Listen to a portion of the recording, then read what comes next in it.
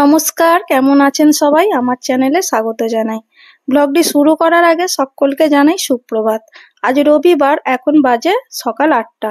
আজকের ব্লগটা এখান থেকেই শুরু করছি। তো বন্ধুরা, সকালে সব বাসি কাজকর্ম সেরে স্নান টান করে চলে এলাম রান্নাঘরে। এখন চাটা বসিয়ে দিচ্ছি। আজকে যেহেতু রবিবার, বাড়িতে সবাই আছে, তাই চাটা একটু বেশি করেই করছি। তো এর আগে দুদিন ব্লগ দেওয়া হয়নি আপনাদের কাছে, কারণ মামার বাড়ি থেকে এসে বাড়িতে অনেক কাজ ছিল, সেই ব্যস্ততার মধ্যে আর দুদিন ব্লগ দিতে পারিনি। তো আজকে রবিবার থেকে আবার আপনাদের ব্লগটা দেওয়া শুরু করলাম। আর এদিকে চাটা ফুটে গেছে।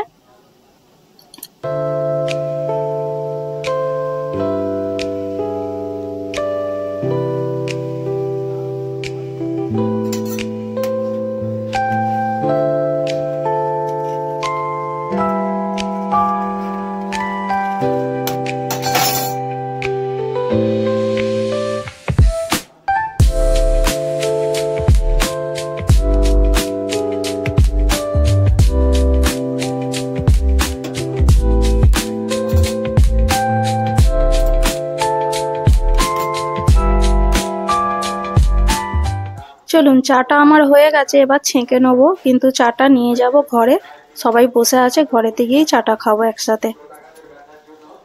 বেশ কদিন চড়া রোদে সবার ঘাম ছুটে যাচ্ছিল। আর আজকে সকাল থেকে আকাশটা একদম মেঘলা মেঘলা হয়ে আছে, তাই রান্নাঘরটা যেন একদম অন্ধকার অন্ধকার হয়ে আছে। বেলার দিকে হয়তো বৃষ্টি হলে একটু স্বস্তি মিলবে, কিন্তু এখন ভ্যাপসা গরমটা রয়েইছে। চলুন, চাটা নিয়ে চলে এলাম ঘরে, এবার সবাইকে দিয়ে দিই একে একে।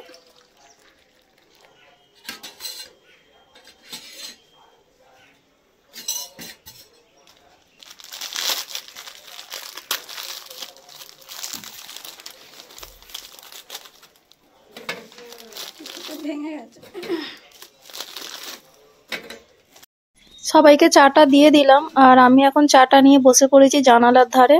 কারণ এই ঘরে তো পাখা নেই, গরম হচ্ছে বলে আমি একটু জানালার ধারে এসে বসে বসে চাটা খাচ্ছি। চাটা খাওয়ার পর চলে এলাম ছাদে। ছাদে একটা আমার আজকে জরুরি কাজ আছে, সেটা করে নেব। আকাশ আজকে মেঘলা পেয়েছি বলে এই সুযোগটা কাজে লাগালাম। দেখতেই পাচ্ছেন আমার হাতে একটা ফুল গাছের টব আছে, আর এখানে বালতিতে কিছু মাটি আছে। এই যে গাছটা দেখছেন আমার হাতে, এই গাছটা আজকে আমি বসাবো। এই গাছটা আমি অনেকদিন আগে কিনে নিয়ে এসেছিলাম, কিন্তু বসানো হয়নি। গাছটা একটা বেদানা গাছ। আগে আমার ফুল গাছের শখ ছিল, এখন আবার হয়েছে ফল গাছের শখ। আমি বাজারে গেলেই কোনো ভালো ফল গাছ দেখলেই কিনে নিয়ে আসছি এখন। কি জানি কেন আমার এত ভালো লাগে। তো এবার আমি গাছটা, যে প্যাকেটটা করা ছিল, ওই প্যাকেটটা কেটে দিলাম। শিকড়ে পুরো জমে গেছে, টেনে ছাড়াতে হচ্ছে। এই দেখুন, মাটিতে পুরো জমে গেছে শিকড়টা। আর প্রচন্ড রোদ্দুর ছিল বলে গাছটাকে আমি ছাওয়া জায়গায় রেখে দিয়েছিলাম, নাহলে হয়তো মরে যেত। আর এনেই সঙ্গে সঙ্গে না বসানো যায়নি। তো আমি আজকে একটু আকাশটা মেঘলা ওয়েদার দেখলাম, আছি তাহলে আজকে গাছটা বসিয়ে দিই। তো সেই জন্য গাছটা এখন আমি বসিয়ে দেব। তো প্রথমে টবটার নিচে আমি একটু ড্রেনেজ সিস্টেম ভালো হওয়ার জন্য কিছু কচ ভাঙা দিয়ে দিচ্ছি, পাথর ফাথর দিয়ে। এরপর একটু বালি দিয়ে দেবো, দিয়ে তারপর আমি মাটি দেবো। আর যে মাটিটা আমি দেবো, সেই মাটিটা আমি বাড়িতে জৈবভাবেই তৈরি করে রেখেছি, আনাজের খোসা টোসা দিয়ে। তো ওই মাটিটাই দেবো আজকে গাছের মাটিতে। গাছের জন্য এই মাটি খুব উপকার। আর আমার ছাদ বাগানে প্রচুর ফুল গাছ আপনারা দেখেছেন এর আগে, কিন্তু এখন আমি এই ফল গাছটা বসাবো। আর মাটিটা যেহেতু এঁটেল মাটি আমাদের এখানে, সেই জন্য ওর সাথে একটু বালিও আমি মিশিয়ে দিচ্ছি, যাতে মাটিটা একটু হালকা হয়। ভালো করে বালিটা এখন মিশিয়ে দিচ্ছি, তারপর আমি টবে ভরে দেবো।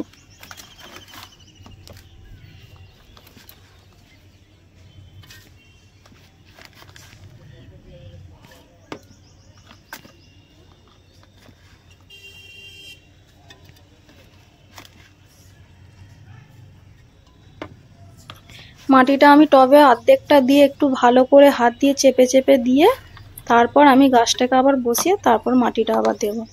এখন ওই জন্য আমি ভালো করে চেপে চেপে দিচ্ছি মাটিটাকে। আর মাটিটা যেহেতু শিকড়টা জমে গেছে গাছে, একটু হাতে করে এরকম করে টেনে টেনে দিচ্ছি, যে একটু গোড়াটা হালকা হবে বলে। এরপর আমি ওই মাটিটা শুদ্ধই টবেতে বসিয়ে দিচ্ছি, দিয়ে আবার নতুন করে এই মাটি ভালো করে দিয়ে জল দিয়ে দেবো। আর গাছটা এখন কিছুদিন ছাওয়াতে রেখে দেবো, যাতে মানে গাছটা ভালো থাকে, ভালোভাবে যখন সেট হয়ে যাবে মাটিতে ও ধরে নেবে শেকড়, তারপর রোদ্দুরে দেবো। নাহলে হয়তো আবার মরে যেতে পারে। আর পরের বছর এই টবটা থেকে বের করে আবার বড় টবে দেবো। আর গাছটা যখন কিনেছিলাম না, তাতে প্রচুর ফুল ছিল, সেই ফুলগুলোকে আমি সব কেটে ফেলে দিয়েছি, নাহলে গাছটা হয়তো গ্রোথ ভালো হবে না। তো আমি এইভাবেই গাছ বসাই, আর আমার এটাই অভিজ্ঞতা। আমার প্রত্যেকটা হাতের ফল গাছ বসানো এইভাবেই। তো আমি লেবু গাছগুলো যখন বসিয়েছিলাম এইভাবেই বসিয়েছিলাম, তো ফল পেয়েছি। আশা করছি আমি এই গাছটা থেকেও ফল পাবো পরের বছর। আর এখন একটু ভালো করে গোড়ায় জল দিয়ে দেবো, যাতে গোড়াটা ভালোভাবে ভিজে যায়, কেন ওইটা যে গাছে মাটিটা ছিল ওটা একটু শুকনো মতো ছিল।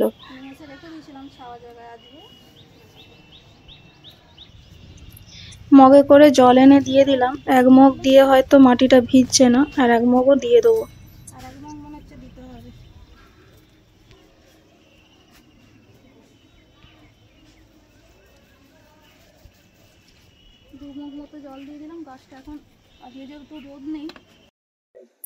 এই দেখুন বন্ধুরা, আমার ড্রাগন গাছে ফুল এসেছে।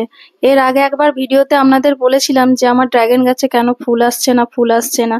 তো আপনাদের যখন ভিডিওটায় বলেছিলাম তার দুদিন পরেই দেখি ছোট ছোট গুটি মতো এসেছে। আর এখন এই যে এরকম ফুল তৈরি হয়ে গেছে, এই দেখুন ফুলগুলো বড় হচ্ছে। আমার কিন্তু ভীষণ ভালো লাগছে। ফলে যদি পরিণত হয় আপনাদের সাথে অবশ্যই শেয়ার করব। চলুন এবার নিচে যাই। তো বন্ধুরা, ছাদ থেকে চলে এলাম রান্নাঘরে, আর এখন বেজে গেছে প্রায় 9:30 মতো। গাছ বসাতে গিয়ে একটু দেরি হয়ে গেল। তো এখন জল খাবারের জন্য কটা রুটি করে নেবো। রুটিটা করে নিয়ে তারপরে বাজারের দিকে যাব।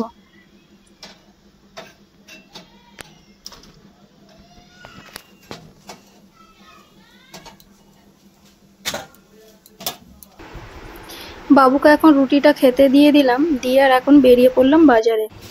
আজকে বাজারে আমার দাদাও যাবে, ও একটু এগিয়ে গেছে রাস্তায়, আর আমি এখন ব্যাগগুলো নিয়ে যাচ্ছি।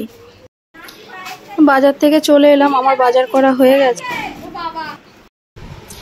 দেখুন আমি বাজারগুলো এখন নিয়ে বসে পড়েছি, ভালো করে একটা একটা করে গুছিয়ে নেব, তারপর রান্না বসাবো।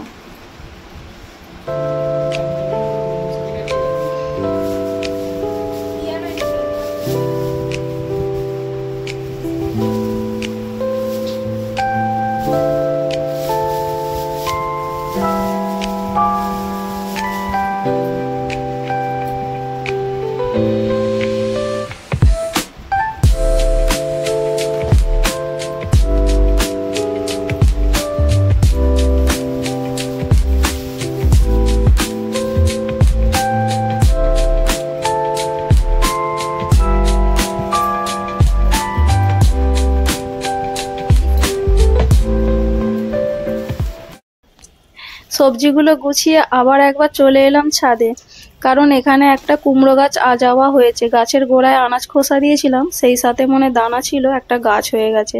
তো গাছটা বেশি দূর বাড়তে পারবে না, কেন টবে বেশি মাটি নেই। তো আপনাদের দাদা কদিন ধরেই বলছে যে কাঁঠাল দানা দিয়ে তরকারি করতে। তো আমি ভাবলাম তাহলে এই কুমড়ো শাকটাই কেটে নিই, কাঁঠাল দানা দিয়ে তরকারি করব।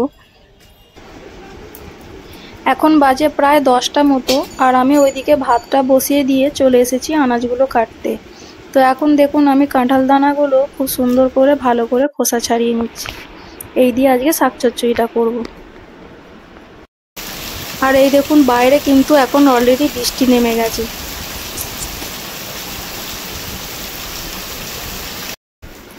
ভাতটা হওয়ার আগেই আমার এদিকে সবকিছু তরি তরকারি আনাজ কাটা হয়ে গেছে।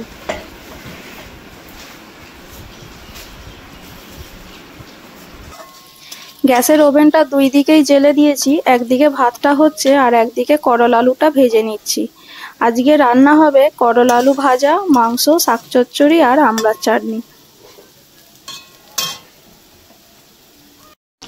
ওদিকে ভাতটা হয়ে গেছে আর করলা আলু ভাজাটাও নামিয়ে দিয়েছি। এরপর আমি এখন মাংসটা কষে নিচ্ছি।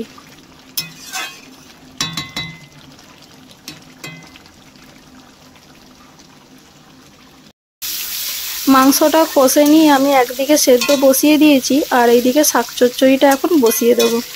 তো একলা হাতে সব কিছু কোটা বাটা করে রেডি হয়ে রান্না করতে গেলে একটু সময় লাগে।